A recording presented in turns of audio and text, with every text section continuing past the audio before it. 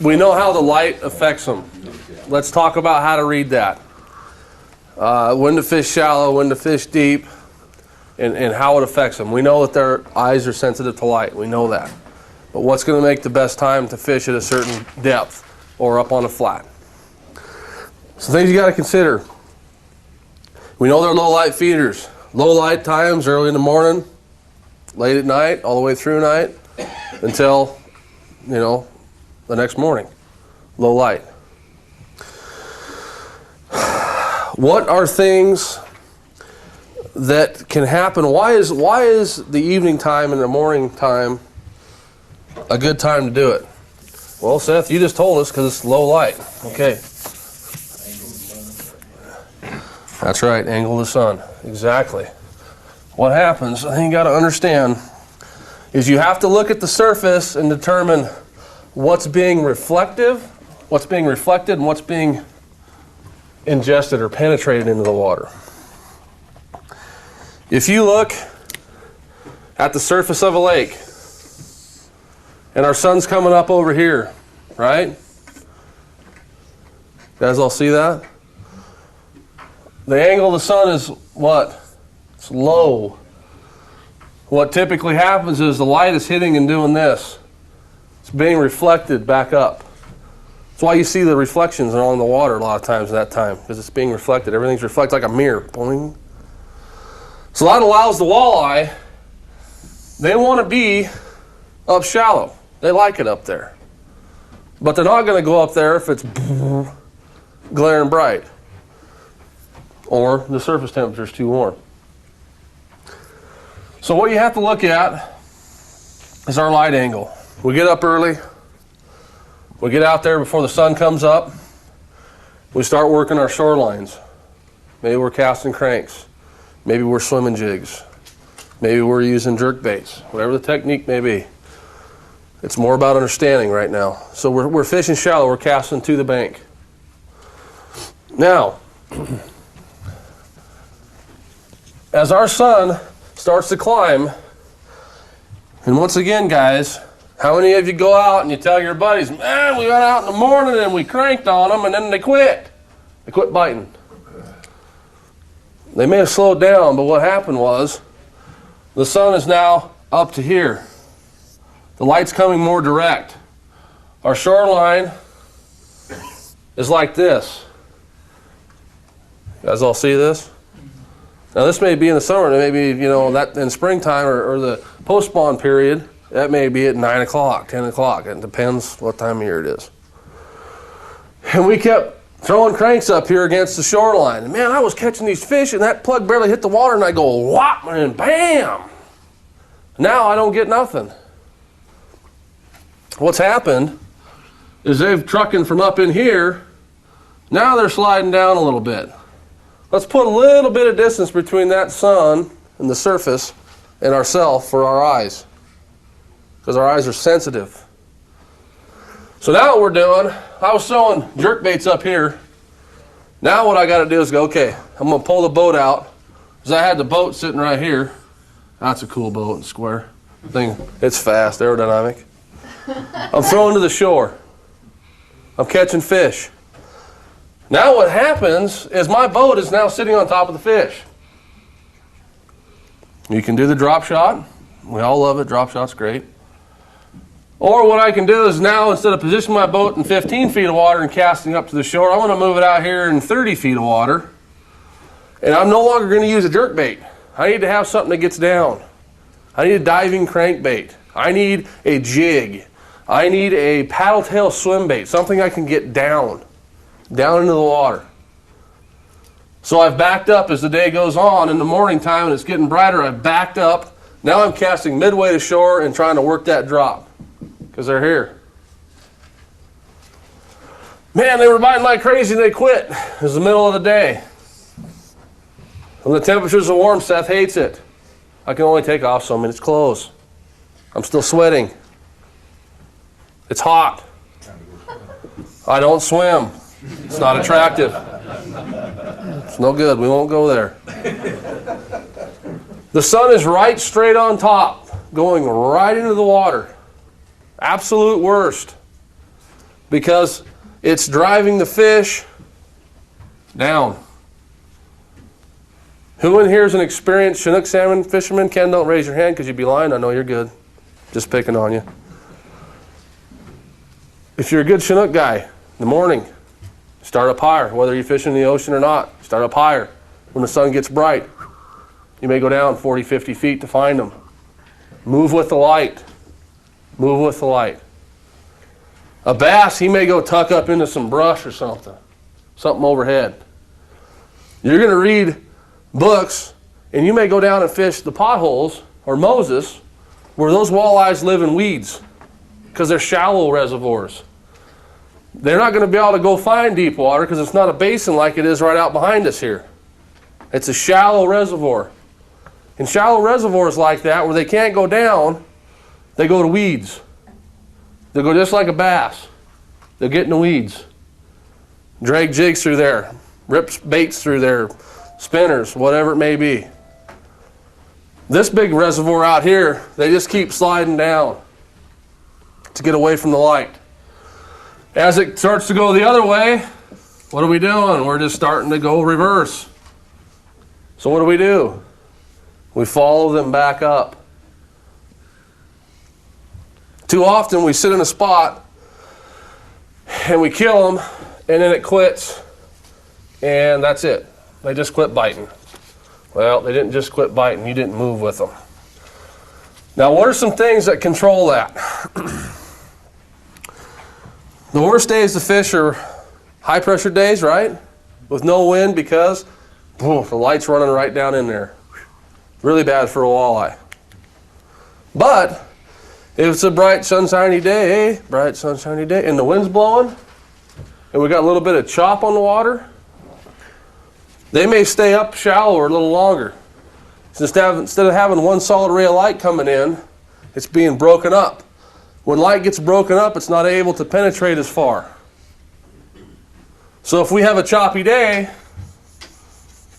and I know that I was out here the other day, and by 9 o'clock I was having to fish them here, but it was kind of flat, or I didn't have much chop. But now I've got chop. You may find that they'll be there till noon, till it gets way up high. So you got to keep in mind of what's going on the surface.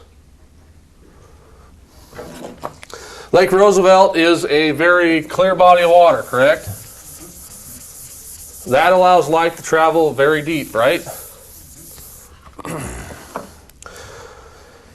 I was up trolling along the clay banks and I was fishing the mud line. Caught fish all day. Why is that? The mud does what? Cuts out the light. Mud lines are very important when you're fishing. A lot of reservoirs have them, especially these steep ones, a lot of clay banks. As the wave action beats onto the shoreline, you'll see these things. And Jim and I, we trolled that thing, and I told Jim this is the spot. We got oh man, it didn't catch nothing that day. I thought I knew what I was doing, but every time I go out fishing, I find I don't know nothing. But what you'll find, guys, you'll have these banks like this, and they'll be clay. Now, the thing you got to keep in mind is that walleye traditionally like a harder bottom. They like sand, they like gravel, they like rock piles, stuff of that nature. You go to these shallow areas, these shallow reservoirs like potholes, Moses, and those, they tend to be a little muddier. Because when you drive through Moses, it's not like Roosevelt, right? No big canyons, it's flat land that they filled. They will go to these areas when they have to have the light cut down in order to feed. That's why mud lines are so important. If you go, and you're gonna do this, I know some of you are gonna do this, you're gonna go screaming up the arm. And it's going to be like chocolate milk. You're going to come around a corner and it's going to be like a solid line chocolate milk. And you're going to say, Seth told me to fish here. This is where it's good. It's different. When you have it running down the river like that, the odds are it's mixed from top to bottom. This is what happened up there last year. It was muddy, bad muddy. And it was top to bottom. When you have a clay bank like this that erodes off, that sediment stays high. You drop down a foot or two, and it's clear again. A lot of times in the spring, that's what happens. The runoff will come down, and up high, it'll be muddy where it's coming through the fast water. And as it starts to travel across, it gets pushed up. So it'll just be down this far. If you guys troll for Chinook on Coeur d'Alene Lake, you go out there in the spring when the river's running, blowing mud out into the lake, you'll watch that mud change all during the day. All these pockets open up. It's because it's only down a couple feet. You don't want to park the boat where it's mixed from top to bottom. It's going to be tough fishing. But these mud lines right here, coupled with the wave action, usually they're, depending on how rough it is, they may be 100, 200 yards off the shore. But now you can come back in, you can fish shallow. You may fish shallow all day long. You may come out and vertical jig them. You may throw crankbaits through them, a variety of baits. But the key is, just like what we talked about to bass, it's understanding where they're at, how to fish them. Then all this other stuff comes into play. I've got more tackle than I know what to do with. And a lot of times I can go out there and I'll use the same thing because I just get on the fish. Mud lines. You see them in Roosevelt. Next time you're out there this summer, you'll see them. Great place to fish. Typically what you'll find with these, because they are on a steeper bank, these will tend to be more of that summertime thing. A lot of times these are adjacent to a flat. This will be a summertime thing out here. Now, how many of you ever went down to Sprague Lake? Okay, a couple of you. How many walleyes did you catch? Depends on the day. Have you had good days, right? Before they killed it, obviously. Yeah. Okay, guys, here's what the deal is. It's one of those deals where I'm not happy about what they did down there, but that's a whole other story. Walleyes prefer coffee-colored water. Coffee-colored water. Now, how this applies to the big picture is this: you're not going to go down to Roosevelt and find coffee-colored water, guys, so I don't want you going and scratching a bunch of notes because, if you go back to Minnesota, you're going to find it. But here's what happened. And when you understand what happened there, you're going to understand more about the walleye. The complaint was down there that 60% of the biological makeup was walleye. But nobody could catch them. Nobody could catch them. When you went down there walleye fishing, where did you fish? Around the islands and then down the railroad shore. Down.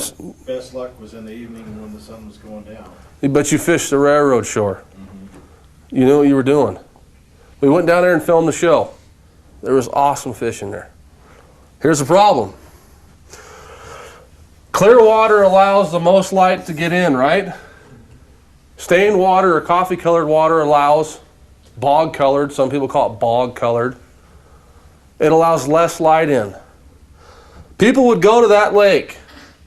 They'd go out in the middle and they'd troll up and down. Up and down, up and down. We'd go there with crankbaits on the railroad side, throwing them right up against the bank until about 11 o'clock and catch them.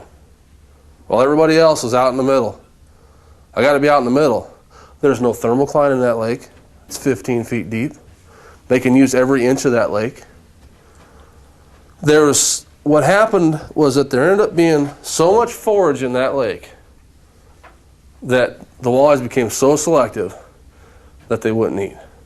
And the reason why there were so many walleyes in there is because guys would go down there and not understand how to fish it. You want to be working most of the time, unless we're in the dead of summer, which we'll get to, those shorelines. All those big night walleyes you see us catching, guys, we throw the plugs right on the shore. That's where they want to eat at. That's where they want to eat at, unless we're in that summer period. Do they have a tendency to force the bait up? They don't really push the bait. What happens is, yeah, you have wind. Exactly. And if you've ever driven by Sprague, that thing is like a sheet of glass all the time, right? Remember when we talked about inside turns? We talked about cups. We talked about shelves. If you're looking at the top and you've got an area like this, and this may be 20 feet underwater, 40 feet underwater, this may be just a bay. As wind pushes, it runs up into here, and if I take my arms and hold them out, and walk through a pile of snow, what am I going to do? I'm going to collect a big old pile. When you shove your snow shovel across the driveway, you're scooping it up. That forces everything in. It funnels it. Now you may have here and here. Where's more stuff going to get trapped as it's blowing in? It's going to pile up in there. What it does, you always hear, oh, the bait was getting pushed around. Well, those minnows can swim, guys. If minnows couldn't swim, we wouldn't have no salmon or steelhead. Okay? The bait, aka the minnows, aren't getting pushed here. What's getting pushed there is everything that's in the surface film, all the plankton's floating, they get pushed in and they get funneled. What that in turn does, all those little invertebrates and stuff, that draws the bait fish in. Then in turn draws the big fish in. These areas where you find those cups and you find those bays like this, just like on the shoreline going up through there, all that feed gets pushed up in here for them small minnows. And that's what draws them in. Now, in the summertime, like I said, that's a time when things are a little different.